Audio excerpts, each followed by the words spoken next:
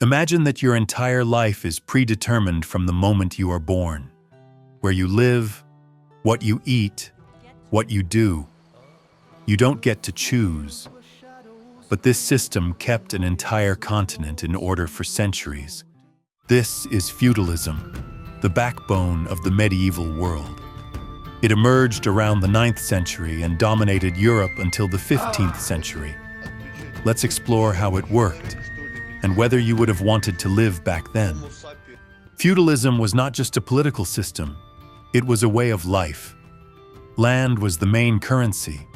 Kings granted land to their vassals, who in turn granted smaller portions to knights. Everyone swore loyalty and was tied by mutual obligations. The upside? You always knew your place in society. The downside? You could almost never change it.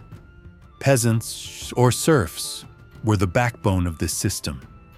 They woke up at dawn, worked the fields, fed livestock, harvested crops. In return, they were allowed to live on the land and received protection from raiders. Their days were full of hard labor, and festivals or fairs were their rare moments of joy. The problems? Hunger, disease, and heavy taxes. But there was one positive thing.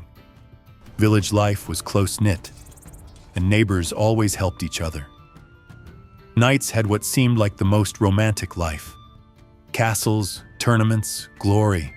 In reality, it meant constant preparation for war. Knights trained daily, followed the code of chivalry, and risked their lives in battles. In the 11th to 13th centuries, they were the elite warriors of Europe. The good part? Honor, rewards, and land for loyal service. The bad part?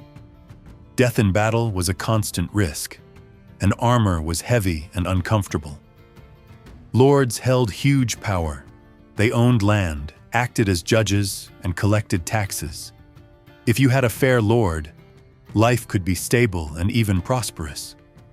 But a cruel lord could make your life miserable, and there was little you could do to resist. Over time, cities and trade began to grow.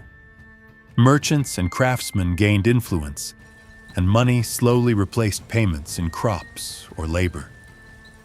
This gave some people a chance to escape the rigid feudal hierarchy, but it also meant more taxes and competition. By the 14th century, everything began to change. Plagues like the Black Death killed millions, creating labor shortages. Peasants started demanding better rights, sometimes revolting. Kings gained more centralized power, and the feudal system started to decline, paving the way for the Renaissance and early modern states. Feudalism was more than just economics. It was the structure that held medieval Europe together for nearly 600 years. It offered stability and protection in dangerous times, but it also locked people into roles they couldn't escape.